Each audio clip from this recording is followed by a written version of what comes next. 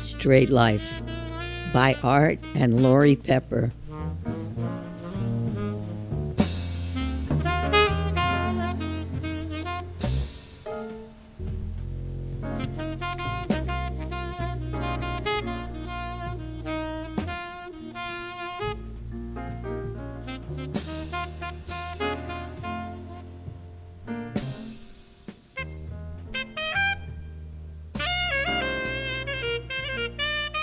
This is episode 12 of Straight Life. In episode 11, Art was with Benny Carter's band, but could not travel south with a black band at that time. But Benny got Art an audition with Stan Kenton's band, and Art became a member of the Kenton band when he was only 17. In episode 12, Art and Patti are newlyweds and playing sex games all around town and having a wonderful time. And Art is also learning a lot more about music and is recorded for the first time playing a solo at the very end of a tune called Harlem Folk Dance. I'm including that entire tune. He sounds great, only 17 years old. Anyway, here's Art's narrative. Thanks to Benny, when I got with Stan, I was able to play lead. But while it had been possible to play solos by ear with Benny, with Stan, things were different. He had a syncopated style, very original. Things were built on an eighth note, three-quarter notes, and another eighth note.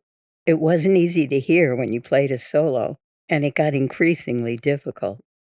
Finally, when we played the first record date that we did on Capitol Records, and I did a solo on Harlem Folk Dance, it was just impossible.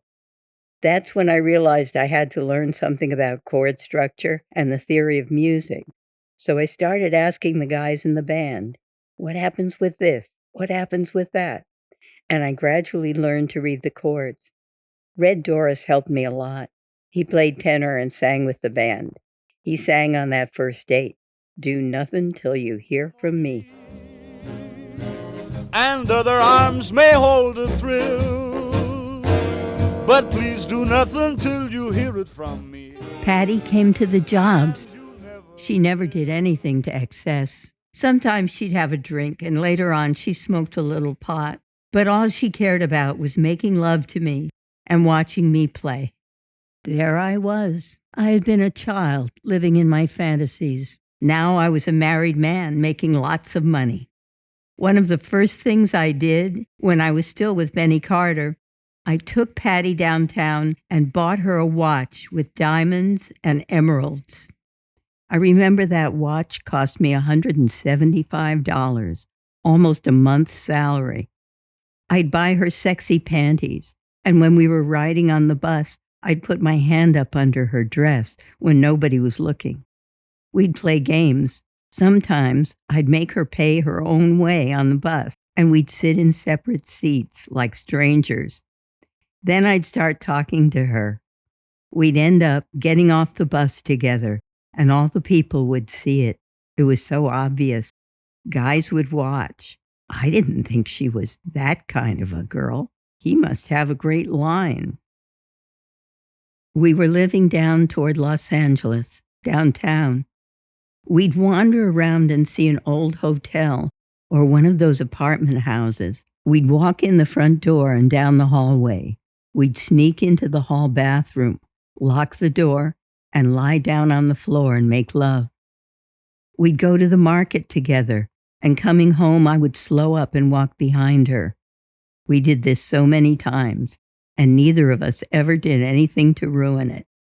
I'd say, "Oh, pardon me, young lady, do you live around here?" She'd say, "Yes, I live down the street with my husband."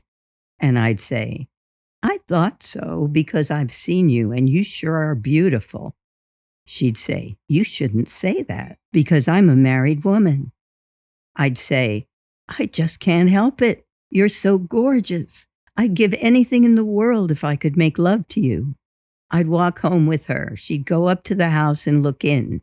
She'd come back and say, "Well, my husband isn't home. I don't know where he's at.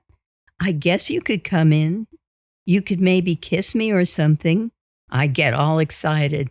We'd go in. I'd put my arms around her. I'd kiss her.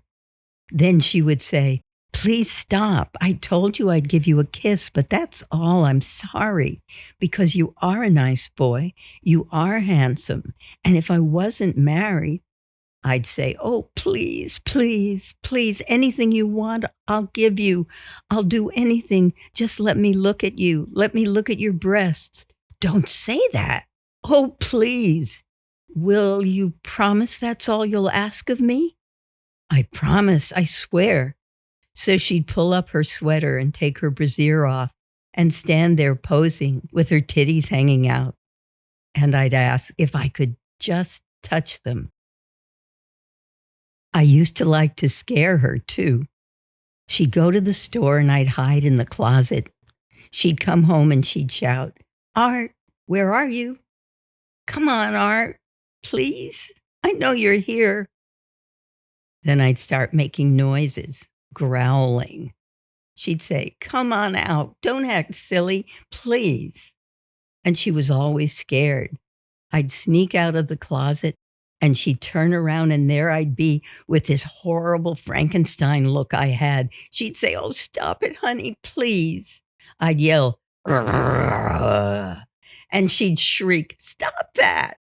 I'd be coming toward her with my hands in front of me. I'd be jumping little fast jump steps. I'd be bouncing and I'd have this horrible look on my face. She'd scream, "Stop that." And she'd start running. "Stop that, Art." I'd be bouncing after her. She'd be hysterical. I'd chase her all around the room, into the kitchen and into the bathroom, and she'd scream, "Please, please." Finally, I'd kiss her, and everything would be all right. I was doing well. People were getting to know me in the music business. I was starting to get a little following, and I was in love. After 17 years of loneliness, I knew it couldn't last. Then one day in the latter part of 1943, after 6 months of marriage, I got my greetings from Uncle Sam.